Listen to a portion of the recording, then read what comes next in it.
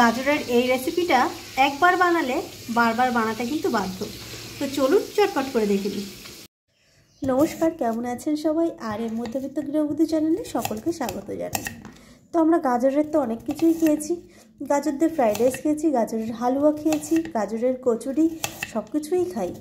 কিন্তু আজকের রেসিপিটা একটু আলাদা, বিশেষ করে বাচ্চাদের খুব পছন্দ। তো চলুন শুরু করে দিই। গাজরটা আমি এই যে স্লাইস করে কেটে নিয়েছি। এবার আমি গাজরগুলো একটু বয়েল হওয়ার জন্য দিয়ে দেবো। তো 5 থেকে 7 মিনিট হলেই গাজরগুলো কিন্তু বয়েল হয়ে যাবে। এটা দেওয়ার সময় কিন্তু কোনো রকম লবণও দিতে হবে না, শুধু গাজরটা দিয়ে বয়েল করব। যাদের মাইক্রোওভেন আছে মাইক্রোওভেনে আরামসে বয়েল করে নিতে পারেন, একই সেম টাইম। তো চলুন এটা প্রথমে আমরা বয়েল করে নিই। তো গাজর তো সিদ্ধ হয়ে গেছে, এবার এগুলো ঠান্ডা করে নিয়েছি। এবার এগুলোকে সুন্দর করে আমি পিষে নেব।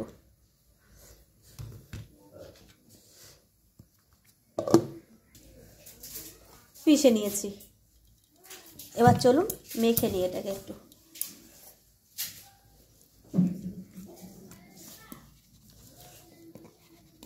পুরো ফাইন পেস্ট করতে হবে, দরদরে থাকলে ভেতরে হবে না। এই যে একদম কিন্তু ফাইন পেস্ট হয়েছে এটা। এবার কর্নফ্লাওয়ার দিয়ে এটাকে সুন্দর করে মেখে নেব। এটাকে কিন্তু সুন্দর করে মেখে নেব।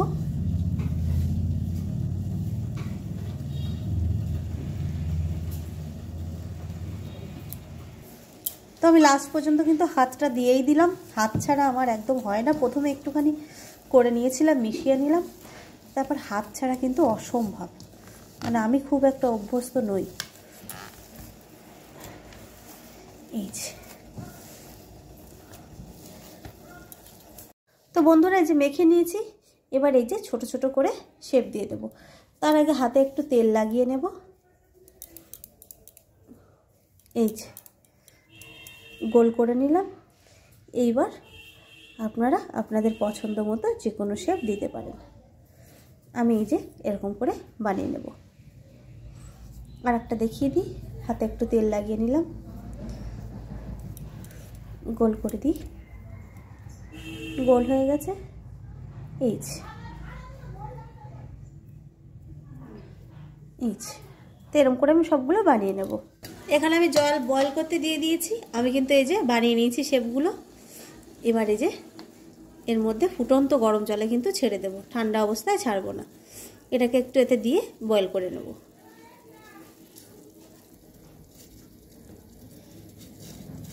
তো এগুলো কিন্তু আমি বয়েল করে নেব কিছুক্ষণ। তো বন্ধুরা, আমার বয়েল হয়ে গেছে। এখানে 5 মিনিট থেকে 7 মিনিটই লাগবে বয়েল করতে।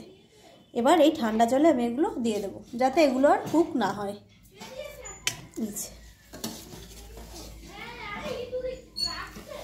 সঙ্গে সঙ্গেই কিন্তু দিয়ে দিতে হবে।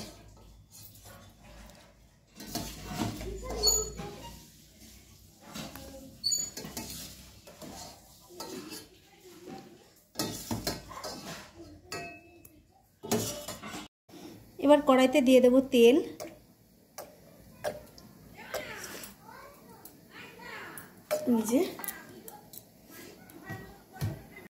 এবার কড়াইয়ে তেল গরম করে নেব। তেল গরম করার পরে অফ করে দেব। তারপরে রসুন, পিজা পাস্তা সস আর টমেটো সস দিয়ে দেব। আর দিয়ে দেব লঙ্কা।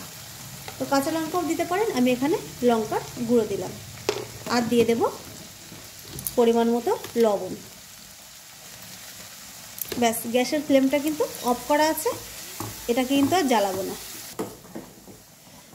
এবার দিয়ে দেবো এই যে গাজরটা বয়েল করেছিলাম সেই জলটা অল্প।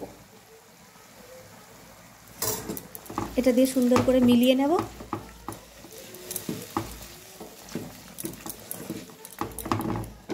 দিয়ে দেবো ধনেপাতা, এটা দিয়েও মিলিয়ে নেব।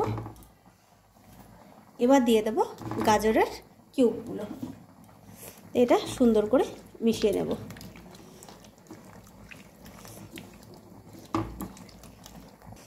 দিয়ে দেবো একটুখানি সয়া সস।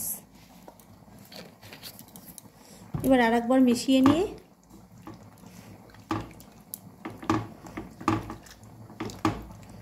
এবার যখন সব কিছু মেশানো হয়ে যাবে তখন কিন্তু আমি গ্যাসটা সিম করেও না, মিডিয়ামে রেখে এটাকে একটুখানি চাল করে নেব।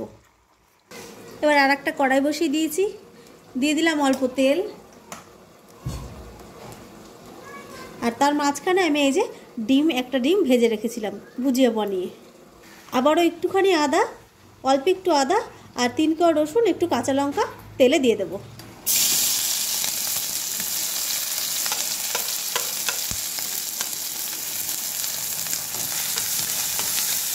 একটুখানি ভেজে নেবো এটা। এবার এই যে ভেজে রাখা ডিমটা এটা দিয়ে দেবো আর একটু নেড়ে নেবো এটা। এবার এই ভেজে রাখা ডিম আর ওই আদা আর রসুন এর মধ্যে দিয়ে দিলাম। ব্যাস লাস্ট ফিনিশিং। এবার এটা দিয়ে এবার নেড়ে চেড়ে নেব। আর বেশিক্ষণ নাড়া লাগবে না, ব্যাস আমাদের রেডি হয়ে গেছে গাজরের দারুণ স্বাদের এই স্ন্যাক্সটা। পাস্তাও বলতে পারেন, যে যেরকম নাম দেয়। আর মাঝখানে কিন্তু আমি লবণের কথাটা বলিনি, লবণ কিন্তু অবশ্যই দিয়ে নেবেন। বন্ধ করে দিলাম।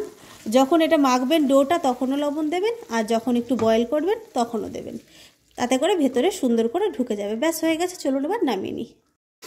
তো বন্ধুরা, এটা আমি নামিয়ে ফেলেছি। ওপর থেকে একটু হালকা ধনেপাতা দিয়ে দিলেই রেডি আমাদের গাজরের দারুণ স্বাদের এই, কী বলতে পারেন, পাস্তাও বলতে পারেন, স্ন্যাক্স, যে কোনো কিছু।